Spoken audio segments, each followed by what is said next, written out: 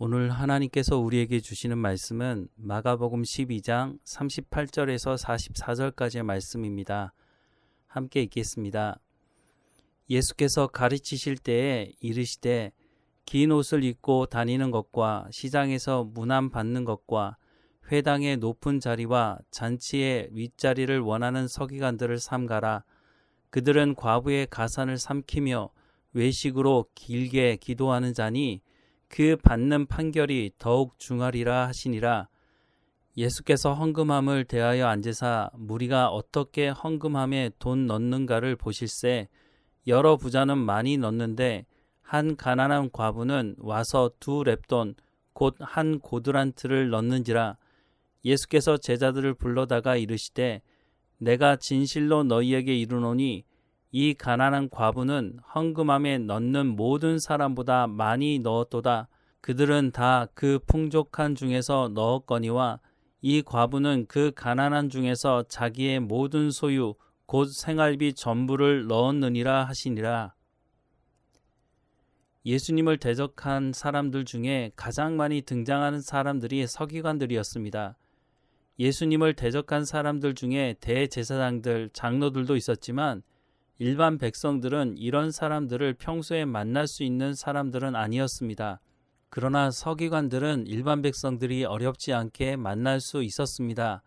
그래서 38절과 39절 말씀을 보면 예수께서 가르치실 때에 이르시되 긴 옷을 입고 다니는 것과 시장에서 문안 받는 것과 회당의 높은 자리와 잔치의 윗자리를 원하는 서기관들을 삼가라 라고 말씀하고 있는데, 서기관들은 시장에서, 회당에서, 잔치자리에서 어렵지 않게 만날 수 있었던 사람이었던 것으로 보입니다.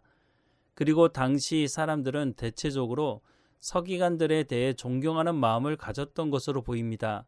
그래서 회당에서도 높은 자리에 앉았고 잔치자리에 가도 윗자리에 앉았다는 것을 알 수 있습니다. 즉 사람들로부터 존경받는 자리에 있었다는 것입니다. 그런데 이렇게 사람들로부터 존경받는 것처럼 보이는 서기관들에 대해 예수님은 신랄하게 책망하십니다. 그 이유는 서기관들의 외식 때문이었습니다. 38절에서 40절 말씀을 보면 예수께서 가르치실 때에 이르시되 긴 옷을 입고 다니는 것과 시장에서 문안 받는 것과 회당의 높은 자리와 잔치의 윗자리를 원하는 서기관들을 삼가라. 그들은 과부의 가산을 삼키며 외식으로 길게 기도하는 자니 그 받은 판결이 더욱 중하리라 하시니라 라고 말씀하고 있습니다. 서기관들이 예수님을 공격했기 때문에 예수님께서 기분이 나빠서 서기관들에 대해 말씀하는 것이 아닙니다. 사람들은 서기관들을 존경했는지 모르지만 예수님은 이들의 속마음이 어떠한 마음인지를 아셨기 때문에 이들이 어떤 존재인지 정확하게 말씀해 주시고 있는 것입니다. 이들은 사람들로부터 높임을 받고 싶어하는 사람들이었습니다. 그래서 그에 상응하는 대접을 하지 않거나 받지 못하면 불쾌하게 생각을 했던 것입니다. 바로 이런 이유 때문에 예수님을 죽이는 데 동참한 것입니다. 예수님께서 이들의 문제를 지적하신 것은 회개하고 돌이킬 수 있도록 하기 위함이었는데 이들은 자신들의 잘못을 정확하게 지적하는 예수님을 적대하고 죽이려고 마음을 먹었던 것입니다. 오늘 교회 안에도 이와 같은 사람들이 있습니다.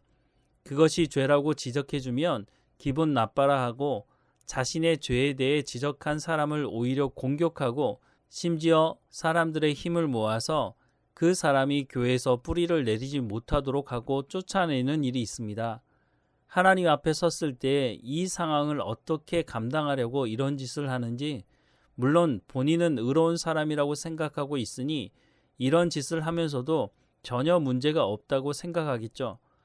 예수님은 이런 사람을 향해 그들은 과부의 가산을 삼키며 하나님의 심판 앞에서 견디기 어려울 것이라고 말씀하십니다.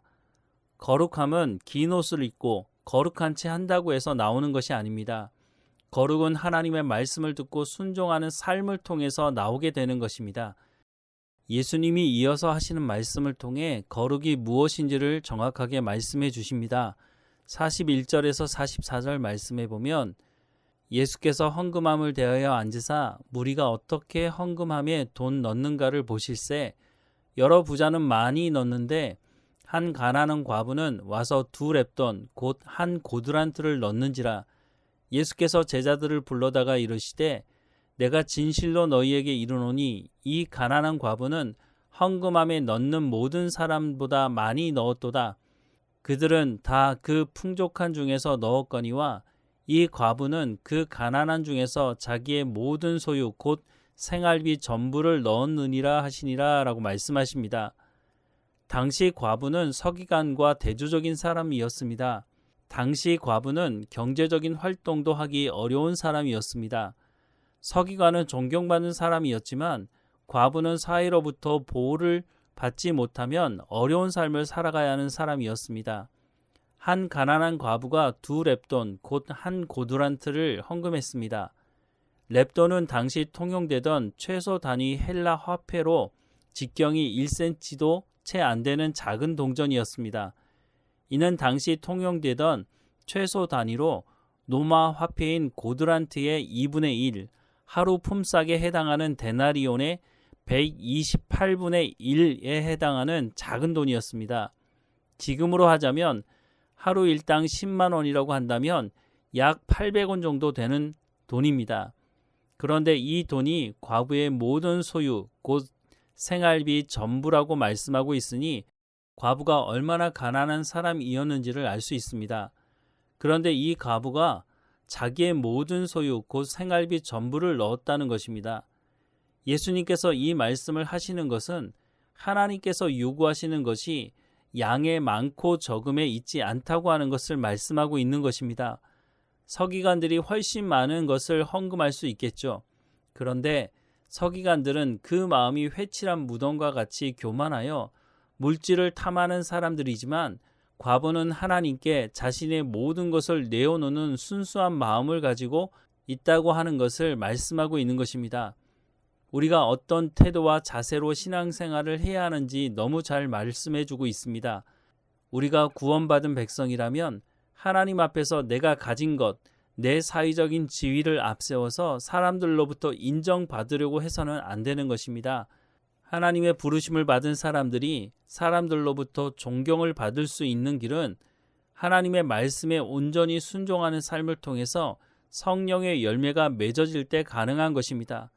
즉, 그렇게 사는 것이 거룩함이 우리의 삶을 통해 드러나게 되는 것입니다.